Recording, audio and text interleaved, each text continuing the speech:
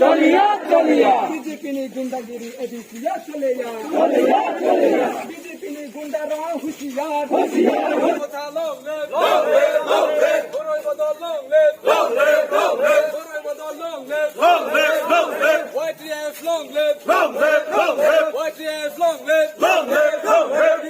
leaders Bruno Kofi saya FIR Kemo Maberanai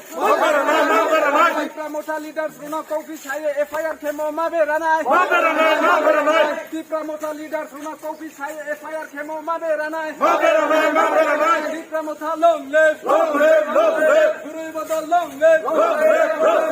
YTF long live BJP ni gundagiri edisiya chole ya BJP ni gundagiri edisiya chole ya BJP ni gundagiri edisiya chole ya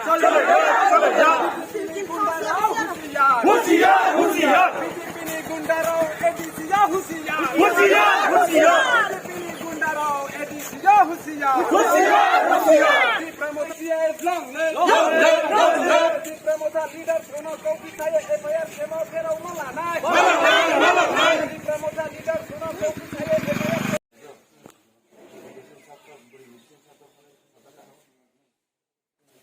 বাধা দেওয়া হয়েছে। কিছু গুন্ডা বাহিনী তৈরি করে সমস্ত রকম উন্নয়নমূলক কাজকর্মের নয় সই করে সমস্ত দুর্নীতিতে আখড়া পরিণত করে এই সমস্ত গুন্ডা বাহিনী তৈরি করে মানুষের মধ্যে ভয় ভীতি আতঙ্ক সৃষ্টি করে নতুন করে আবার বিজেপি ক্ষমতায় ফিরে আসার জন্য যে অপকৌশল এটা আমরা গভীরভাবে নিন্দা জানাচ্ছি ত্রিপুরা মথার তরফ থেকে এবং ত্রিপুরা মথা চাই সর্বদা গণতান্ত্রিকভাবে শান্তি কায়েম রাখে যাতে আমাদের শান্তি শৃঙ্খলা বজায় রেখে রাজনৈতিক কর্মকাণ্ড যে কোনো মানুষ যে কোনো দলের তার করার অধিকার আছে যেহেতু ভারতবর্ষ একটা গণতান্ত্রিক দেশ এই দেশের মধ্যে যে কোনো দল তার কর্মকাণ্ড করা তার ন্যায্য অধিকার করা আন্দোলন সংগঠিত করা কথা বলা সমস্ত নাগরিকের অধিকার আছে কিন্তু এই রাজ্যে বিজেপিকে আমরা দেখেছি অন্য কোথায় এই রাজ্যের বিজেপিরা চায় না গণতন্ত্র সুপ্রতিষ্ঠিত হোক মানুষ তার কথা বলার অধিকার ফিরিয়ে পাক মানুষ তার ন্যায্য অধিকার ফিরে পাক কথা বলার কথা সাহস যাতে ফিরে পাক সেটা চায় না এটা আজকে বিভিন্ন জায়গাতে আমরা প্রমাণ করেছি নেপাল ক্লাবে এখানে ঘটনাকে কেন্দ্র করে 82 মাইলে বিক্ষোভ মিছিল দেখানো হলো ত্রিপুরা মথার উপর তালিবানের অত্যাচারকে তুলনা করে মুজাহিদিনের অত্যাচারকে তুলনা করে উগ্রপন্থী আখ্যায়িত করে ত্রিপুরা মথাকে আসামির কাঠগড়ে দাঁড়া করানোর জন্য যে অপচেষ্টা চালানো হয়েছে আমরা ধিক্কার জানাই এভাবে গণতন্ত্রকে বিনষ্ট করবেন না আপনারা গণতন্ত্র হচ্ছে মানুষের পূজার বান্দার কাজেই গণতন্ত্রকে ধ্বংস করে যদি আপনারা